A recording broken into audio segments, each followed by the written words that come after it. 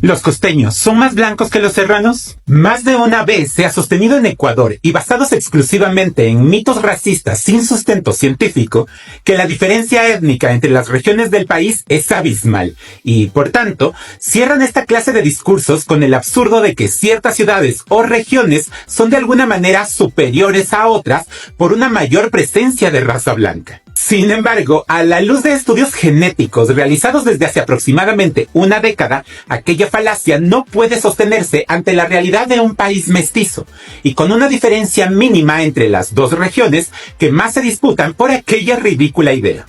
En este caso, y para desmitificar de una vez por todas ese error en el que incurren muchos, vamos a tomar dos de los estudios científicos más recientes sobre la composición genética específica de los ecuatorianos, y que han ayudado a que hoy exista un examen que te permite rastrear de manera mucho más certera tus orígenes en los centros médicos especializados de la Cruz Roja Ecuatoriana a nivel nacional,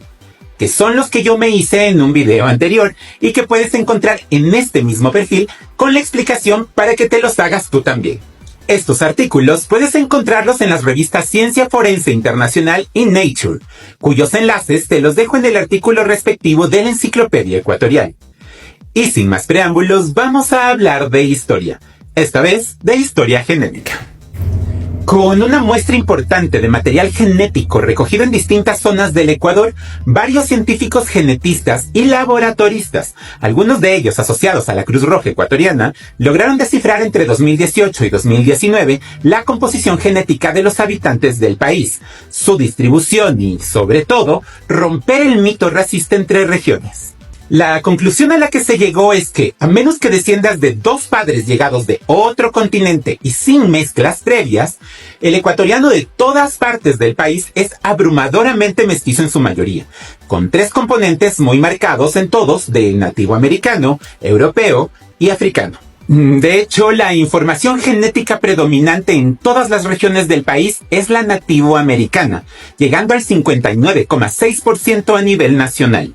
Refiriéndonos a este factor nativoamericano, su presencia en la genética ecuatoriana alcanza el 51,7% en la costa, 64,7% en la sierra y 66,7% en la Amazonía. Esto demuestra que más de la mitad de los habitantes de todas las regiones son predominantemente indígenas, con apenas una mínima variante del 13% entre costa y sierra, que son precisamente las dos regiones que más conflicto racista sobre este tema han presentado en el último siglo. Mientras que en la Amazonía, ese porcentaje más alto se explica por la tardía incorporación efectiva de este territorio y sus habitantes a la dinámica del mestizaje con europeos y africanos.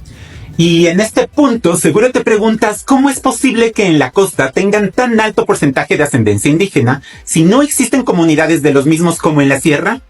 Eso lo explico más desmenuzadamente en mi video de la negación de lo indígena en la costa ecuatoriana. Pero básicamente es porque se aculturizaron desde inicios de la época virreinal, perdiendo sus costumbres y adoptando las españolas para encajar mejor en la sociedad de la época.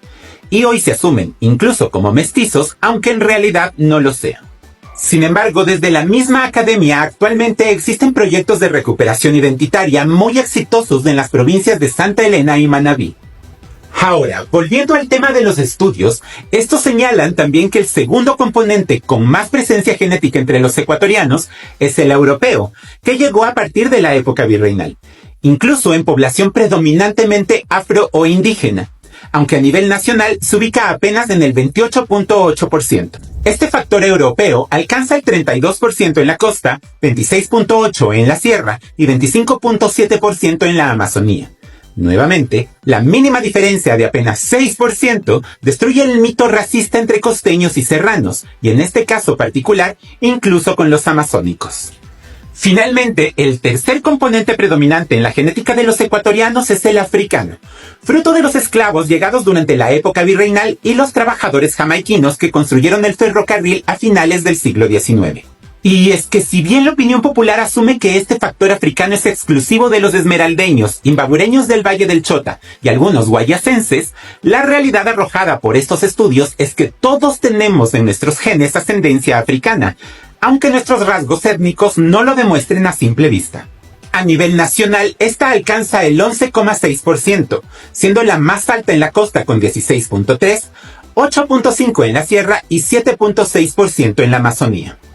Finalmente, hay que aclarar que en el caso de Galápagos no se ha podido aún establecer estos datos, pues en el estudio se tuvo apenas un individuo de dicha provincia, lo que dificulta el análisis comparativo adecuado de los mismos, pero no se descarta complementarlos a futuro. Entonces, y a la luz de estos estudios científicos de la genética de los ecuatorianos, queda en evidencia que el discurso racista de falsa supremacía que se sostuvo durante el siglo pasado entre regiones no tiene ni pies ni cabeza, y que no puede ser sostenido de manera académica más allá de las meras opiniones personales de personajes nefastos que buscan la división de un país demostradamente homogéneo en sus orígenes. Y es que eso es lo maravilloso de los descubrimientos que las diferentes ramas de las ciencias se aportan entre sí. En este caso, la genética a la historia, y que cada vez más nos permiten armar lejos de mitos el rompecabezas de nuestra identidad. Y con esto ya conoces un poco más de la historia ecuatoriana, gracias a los centros médicos especializados de la Cruz Roja Ecuatoriana a nivel nacional, en los que puedes practicarte el estudio para develar tu propio origen genético, como te expliqué en el video pasado, pero que por si acaso te dejo nuevamente la información en esta imagen. Cuéntame en los comentarios si lo sabías y qué opinas al respecto.